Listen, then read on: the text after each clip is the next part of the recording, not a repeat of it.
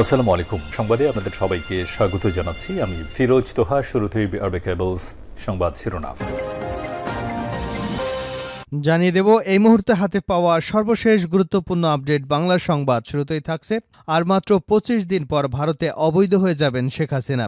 সরকারি চাকরিতে কোটা সংস্কার নিয়ে ছাত্র জনতার বিক্ষোভের মুখে গত ৫ আগস্ট দেশ ছেড়ে পালিয়ে যান সাবেক প্রধানমন্ত্রী শেখ হাসিনা। ওই দিন ভারতে আশ্রয় নেন তিনি। ইতিমধ্যেই তিনি ভারতে ৩ সপ্তাহ কাটিয়ে ফেলেছেন। এর মধ্যে শেখ হাসিনা সহ তার সরকারের সব কূটনৈতিক লাল পাসপোর্ট বাতিল করেছে বাংলাদেশ সরকার। ভারতীয় সংবাদ মাধ্যম হিন্দুস্তান টাইমস জানিয়েছে, যেহেতু হাসিনা লাল পাসপোর্ট বাতিল করা হয়েছে, তাই তার ভারতের অবস্থানের সময় ফুরিয়ে আসছে। এবারে জানাবো, ভারতের সঙ্গে শেখ হাসিনা সরকারের সব গোপন চুক্তি বাতিলের দাবি জানিয়েছেন বিএনপির সিনিয়র যুগ্ম মহাসচিব রুহুল কবির রিজভী। তিনি বলেন, স্বৈরাচার হাসিনার সরকার বিগত ১৫ বছরে পার্শ্ববর্তী দেশ ভারতের সঙ্গে যে সমস্ত গোপন চুক্তি করেছে সেগুলো বাতিল করতে হবে। জানাবো, বৈষম্য বিরোধী ছাত্র আন্দোলনের নতুন কর্মসূচি ঘোষণা। বৈষম্য বিরোধী ছাত্র আন্দোলন আগামীকাল রোববার থেকে বন্যা কবলিত এলাকায় গণরান্না কর্মসূচির পরিকল্পনা করেছে বলে জানিয়েছেন সংগঠনটির অন্যতম সমন্বয়ক হাসনাত আব্দুল্লাহ। শনিবার তিনি তার ফেসবুক পেজে এক পোস্টের মাধ্যমে এ পরিকল্পনার কথা জানিয়েছেন। এবারে থাকছে কি করতে চান, দ্রুত জনগণের সামনে উপস্থাপন করুন। অন্তর্বর্তী সরকারের কাছে অনেক প্রত্যাশা রয়েছে উল্লেখ করে বিএনপির মহাসচিব মির্জা ফখরুল ইসলাম আলমগীর বলেছেন, অন্তর্বর্তী সরকারের কাছে আমাদের প্রত্যাশা অনেক। আমরা সবাই মনে করি এই অন্তর্বর্তী সরকার যৌক্তিক সময়ের মধ্যে একটা সুষ্ঠু নির্বাচনের ব্যবস্থা করবেন। প্রধান উপদেষ্টা অতি দ্রুত জনগণের সামনে কি করতে চান সেটা উপস্থাপন করবেন। আমরা আশা করি একটা রোডম্যাপের মাধ্যমে তিনি অতি দ্রুত নির্বাচনের ব্যবস্থা করবেন। এদিকে বাংলাদেশে নিযুক্ত যুক্তরাষ্ট্রের সাবেক রাষ্ট্রদূত মার্শা বানিকাটের গাড়িতে হামলার ঘটনায় দায়ের করা মামলার অন্যতম আসামি সাবেক সংসদ সদস্য সাদেক খানকে গ্রেপ্তার করেছে পুলিশ। শনিবার সন্ধ্যায় তাকে গ্রেপ্তার করা হয় বলে জানা গেছে। এবং সর্বশেষ জানাবো আন্তর্জাতিক সংবাদ। নেতানিয়াহুর কূটচালের বলি হতে যাচ্ছে জর্ডান। ফিলিস্তিনের স্বাধীনতাকামী সংগঠনের সঙ্গে ইসরায়েলের যুদ্ধবিরতি দফায় দফায় ব্যর্থ হয়েছে। এখন বিশ্বের কাছে এটা স্পষ্ট হয়ে গেছে, ইসরায়েলের প্রধানমন্ত্রী বেঞ্জামিন নেতানিয়াহুর কারণেই বারবার ভেস্তে যাচ্ছে আলোচনা। এতক্ষণ শিরোনাম শুনছিলেন, এবার বিস্তারিত। প্রিয় দর্শক, আপনি যদি এই চ্যানেলে নতুন হয়ে থাকেন, ভিডিওটি দেখতে দেখতে চ্যানেলটি সাবস্ক্রাইব করে আমাদের সঙ্গেই থাকুন। আর এই ভিডিও সম্পর্কে আপনি আপনার মূল্যবান মতামতটি কমেন্ট বক্সে জানিয়ে দিন। আর হ্যাঁ প্রিয় দর্শক, জানিয়ে দিন ভিডিওটি কোথা থেকে দেখছেন। আর মাত্র ২৫ দিন পর ভারতে অবৈধ হয়ে যাবেন শেখ হাসিনা। সরকারি চাকুরিতে কোটা সংস্কার নিয়ে ছাত্র জনতার বিক্ষোভের মুখে গত ৫ আগস্ট দেশ ছেড়ে পালিয়ে যান সাবেক প্রধানমন্ত্রী শেখ হাসিনা। ওই দিন ভারতে আশ্রয় নেন তিনি। ইতিমধ্যে তিনি ভারতে ৩ সপ্তাহ কাটিয়ে ফেলেছেন। এরই মধ্যে শেখ হাসিনা সহ তার সরকারের সব কূটনৈতিক লাল পাসপোর্ট বাতিল করেছে বাংলাদেশ সরকার। ভারতীয় সংবাদ মাধ্যম হিন্দুস্তান টাইমস জানিয়েছে, যেহেতু হাসিনা লাল পাসপোর্ট বাতিল করা হয়েছে, তাই তার ভারতের অবস্থানের সময় ফুরিয়ে আসছে। বাংলাদেশ সরকারের একটি সূত্র জানিয়েছে, শেখ হাসিনা যখন দেশ থেকে পালান তখন তার কাছে শুধুমাত্র লাল পাসপোর্টই ছিল, সাধারণ সবুজ পাসপোর্ট ছিল না। ভারতের ভিসা নীতি অনুযায়ী যেসব বাংলাদেশের কাছে কূটনৈতিক লাল পাসপোর্ট আছে তারা ভিসা ছাড়াই ভারতে প্রবেশ এবং সর্বোচ্চ ৪৫ দিন অবস্থান করতে পারবেন সেখানে। শনিবার পর্যন্ত শেখ হাসিনার ২০ দিন ভারতে কাটিয়ে ফেলেছেন। ফলে আর মাত্র ২৫ দিন পর বৈধ উপায়ে তার ভারতে থাকার সময় শেষ হয়ে যাবে। এরপর তিনি হয়ে যাবেন অবৈধ। হিন্দুস্তান টাইমস আরও জানিয়েছে, কূটনৈতিক পাসপোর্ট বাতিল হওয়ায় শেখ হাসিনার ভারত থেকে বাংলাদেশে প্রত্যাবর্তনের ঝুঁকিও বেড়ে গেছে। শেখ হাসিনার বিরুদ্ধে এখন পর্যন্ত ৫১টি মামলা রয়েছে, যার মধ্যে ৪২টি হত্যা মামলা। এসব মামলায় তার বিরুদ্ধে বিচার শুরু হবে। শেখ হাসিনার প্রত্যাবর্তন বিষয়টি ২০১৩ সালের বাংলাদেশ ভারতের মধ্যে হওয়া প্রত্যাবর্তন চুক্তির মধ্যে পড়বে।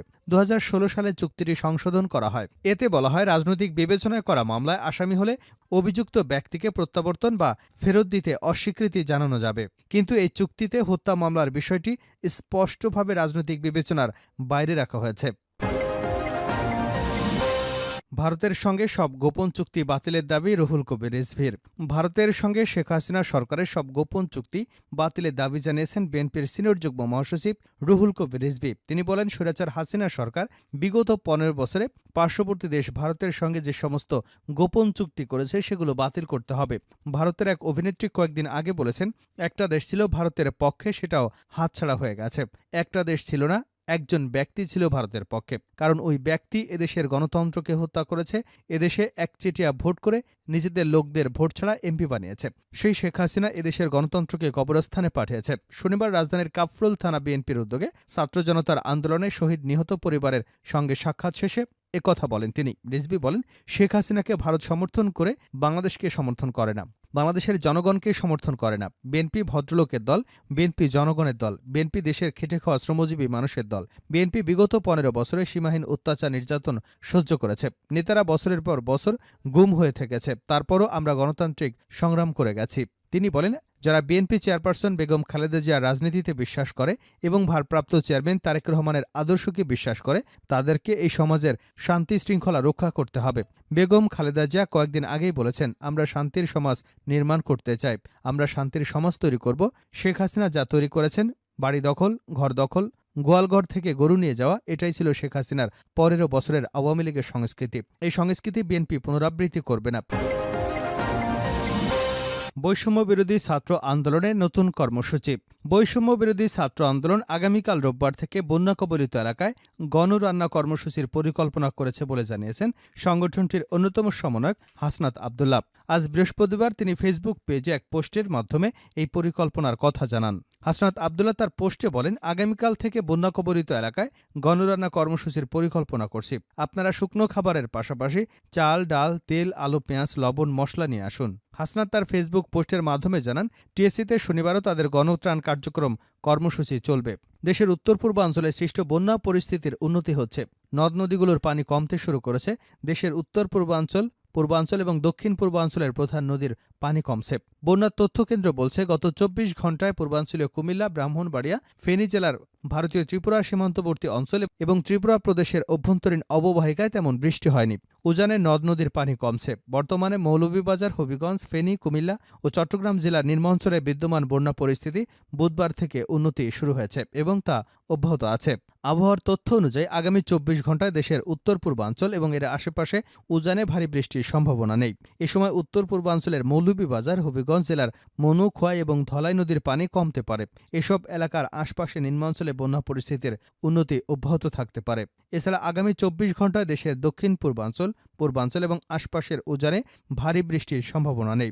এ সময় অঞ্চলের ফেনী, কুমিল্লা এবং চট্টগ্রাম জেলার মহুরী, ফেনী, গোমতী এবং হালদা ইত্যাদি নদীর পানি কমে আসতে পারে। এ কারণে আশেপাশে নিম্নাঞ্চলে বন্যা পরিস্থিতির উন্নতি অব্যাহত থাকতে পারে। কি করতে চান দ্রুত জনগণের সামনে উপস্থাপন করুন, প্রধান উপদেষ্টাকে মির্জা ফখরুল। অন্তর্বর্তী সরকারের কাছে অনেক প্রত্যাশা রয়েছে উল্লেখ করে বিএনপির মহাসচিব মির্জা ফখরুল ইসলাম আলমগীর বলেছেন, অন্তর্বর্তী সরকারের কাছে আমাদের প্রত্যাশা অনেক। আমরা সবাই মনে করি এই অন্তর্বর্তী সরকার যৌক্তিক সময়ের মধ্যে একটা সুষ্ঠু নির্বাচনের ব্যবস্থা করবেন। প্রধান উপদেষ্টা অতি দ্রুত জনগণের সামনে কি করতে চান সেটা উপস্থাপন করবেন। আমরা আশা করি একটা রোডম্যাপের মাধ্যমে অতি দ্রুত নির্বাচনের ব্যবস্থা করবেন। শনিবার জাতীয় প্রেস ক্লাবে ভাসানী অনুসারী পরিষদ আয়োজিত এক আলোচনা সভায় প্রধান অতিথির বক্তব্যে তিনি এসব কথা বলেন। ফখরুল ইসলাম বলেন, রাষ্ট্র সংস্কারের ব্যাপারে নির্বাচন খুবই গুরুত্বপূর্ণ। নির্বাচিত পার্লামেন্টের মাধ্যমে দেশের সংস্কারের কোনো বিকল্প নেই। আমরা নির্বাচনের উপর অনেক জোর দিতে চাই। তিনি বলেন, কয়েকজন ব্যক্তি রাষ্ট্র সংস্কার করে দেবেন এটা আমি বিশ্বাস করি না। জনগণের অংশগ্রহণের মাধ্যমে এই সংস্কার করতে হবে।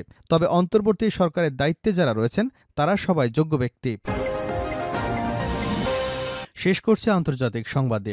নেতানিয়াহুর কুটচালের বলি হতে যাচ্ছে জর্ডান। ফিলিস্তিনের স্বাধীনতাকামী সংগঠনের সঙ্গে ইসরায়েলের যুদ্ধবিরতি দফায় দফায় ব্যর্থ হয়েছে। এখন বিশ্বের কাছে এটা স্পষ্ট হয়ে গেছে। ইসরায়েলের প্রধানমন্ত্রী বেঞ্জামিন নেতানিয়াহুর কারণেই বারবার ভেস্তে যাচ্ছে এ আলোচনা।